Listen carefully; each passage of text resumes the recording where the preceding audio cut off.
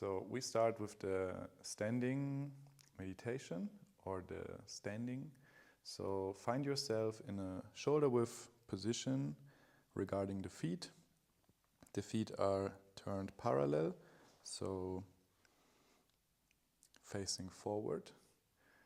And you have your eyes closed. If you like, you can take the first moment to just arrive into this standing practice and let the senses calm down a bit. Try to tune in to what is around you. You can start with just observing the sounds around you, the sensations that you can smell, things you can feel on your skin, like the wind.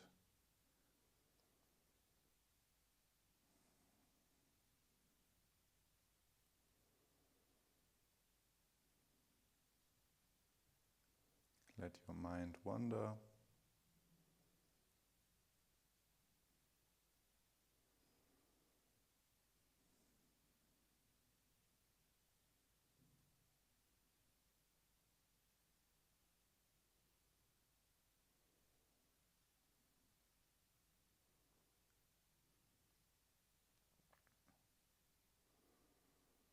Now take this moment to focus yourself on the practice and that you're fully here now, and start by observing your weight. We will shift from the left foot to the right foot and back again to the left side. Feel how you're pouring your weight into one of the 2 feet and how the other one is becoming lighter and lighter. You don't need to lift up, you can stay on the floor. In the beginning, you can exaggerate a little bit and also lift the foot, and over time you can become smaller and smaller with the movements until the weight shift is barely visible from the outside, but you can still feel that you're shifting your weight gently from left to right.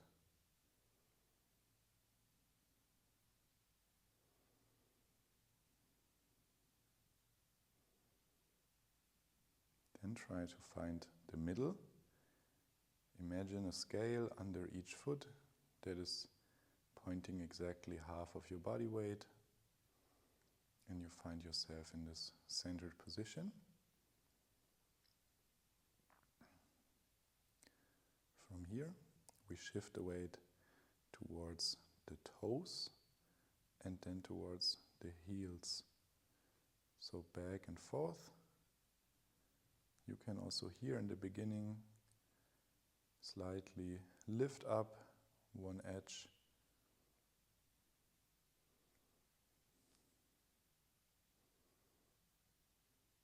and this movement happens through our knees traveling forward, and then second, our hips traveling backwards. So try to also feel those body parts when you shift the weight. Knees coming forward, hip coming backwards. And then here also reduce the amplitude until the motion becomes so small that you can only feel it.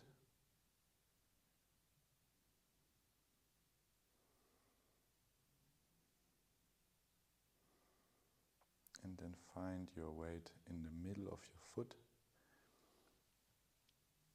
Here, slightly towards the front. So imagine a 60-40 ratio of your weight. So 60% is in the front, middle, and 40% is in the back, middle. But to make it easier, you can just think of the center of your foot. And lastly, last foot exercise, we roll our ankles inwards, so our knees slightly collapse, and also the arc of the foot collapses a bit, and then we roll the ankles out, so the arc is becoming alive and high, without the inside of the ball of the foot lifting, and also the toes are never lifting now. It's just the ankle that is really moving and twisting the foot into this spiraling motion, where the arc is up and then the arc is down and relaxed, while the toes stay on the floor. If you can, keep them relaxed.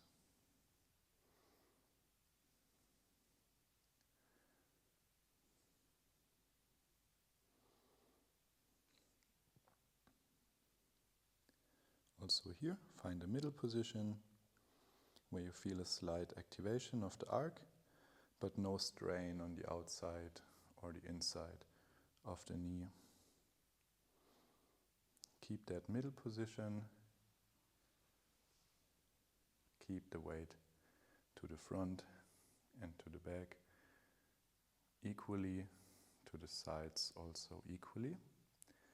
And then we go to the knees, and we keep the knees gently soft. So we allow the knees to travel forward. We want this availability of the joint motion. We don't want to lock the joint in an extreme position. We are basically doing this with all joints now. So knees slightly bent. Next, and also the knees point towards the toes. So parallel to the feet. Our back and our pelvis, they become round. So think of your sit bone as being drawn towards the floor. The lower back is becoming round, and you have this image that you're sitting down on a high chair or a bar stool with the pelvis in posterior pelvic tilt. Maybe you feel a slight activation of the abs or the glutes here. This is fine in the beginning. It should reduce over time. So round lower back, release the hips and sit down.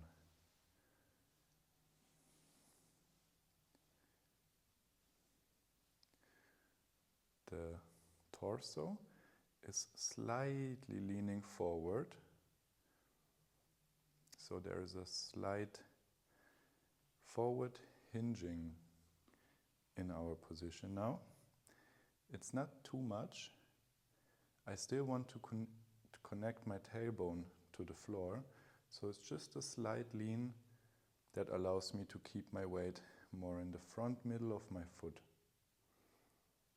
So pelvis is posteriorly tilted, slight forward lean. The chest stays empty. You relax the upper back, you relax the sternum and the shoulders. They are just hanging on the rib cage, connected with the scapulas, so you can slightly lift the shoulders and then just boom, drop them again. Slightly lift, drop them again. Slightly lift, and then drop and keep them relaxed. We are doing the same thing with the chest.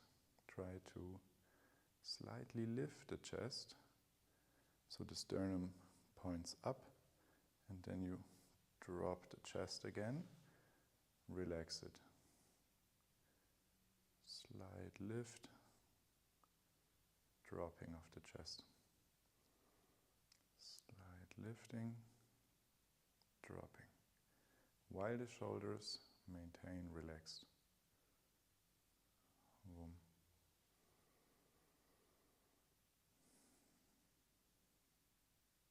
Same thing with our pelvis. We go into extreme rounding and then extreme arching.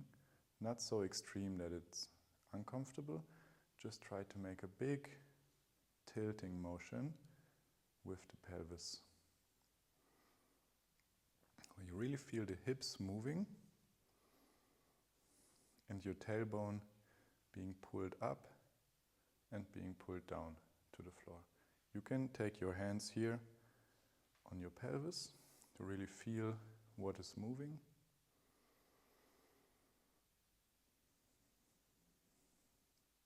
And then find that posterior pelvic tilt where the tailbone is drawn down like someone is pulling you.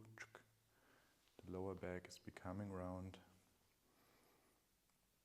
And slightly forward lean. Just a slight one.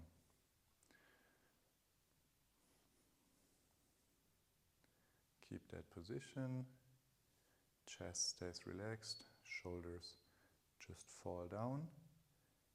But the head is being pulled up on an invisible string, like someone is pulling you from the first vertebra. So at the back of the head, you can think of being pulled up on your hair towards the sky. This makes the neck long, and the chin goes rather back and up. Maybe this also helps you. Chin back and up, like your head is laying on a table. And everything below the head falls down. So chest falls down, pelvis falls down, but head is light and is pulled up. The mouth is closed. The tongue is resting on the upper palate. You breathe in through your nose and you allow the air to flow out through your nose. Keep also your face relaxed, so your jaw, your eyebrows, your cheekbones, your ears, and also the eyes inside the head. So when the eyes are closed, try to calm the eyes. If the eyes are open, also here try to calm your gaze with not fixating one certain point. You try to see everything. At the same time, you see nothing. So you have this peripheral vision where you're aware and awake, but you're not focusing on a detail.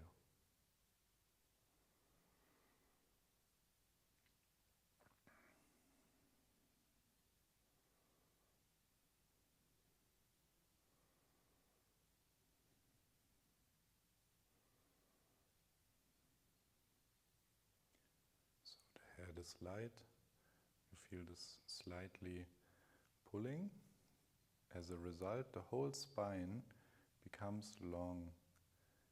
And you can think of little bubbles between your vertebra. And with the softening and the readjusting of your position, you can make those bubbles bigger and make your spine expand in a round structure.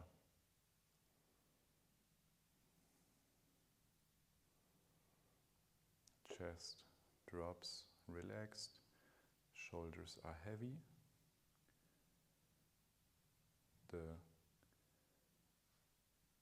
lower back slightly round, the pelvis sinks, allow your hips to drop back, allow your knees to come forward, And then you can place your hands in Bao Yin Shui.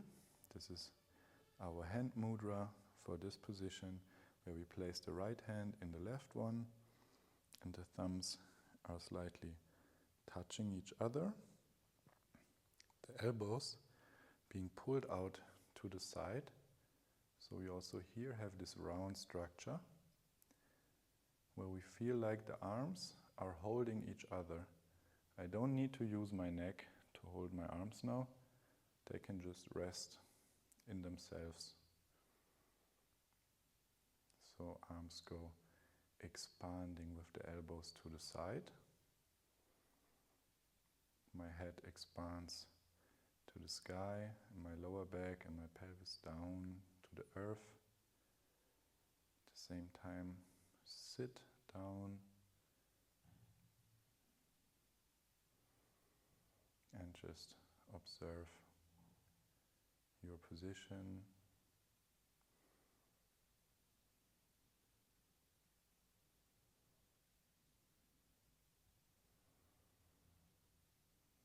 And whenever you feel tension arising, try to work with small micro movements to alleviate the tension and to find release.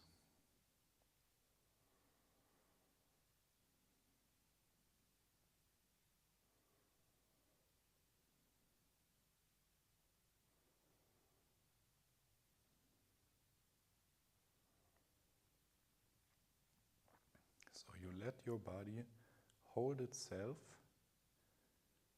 You activate the fascial structures, and you try to deactivate the muscular tension as much as possible, and let your structural apparatus take over and redistribute the tension through the entire system, so we don't need to control and hold on so strongly.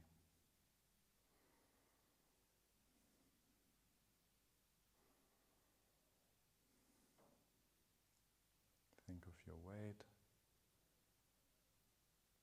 Think of the positioning of your joints. Think of your center. And if you have all these points in mind, and you feel like you're in a good state, then you can just observe your breathing without changing anything.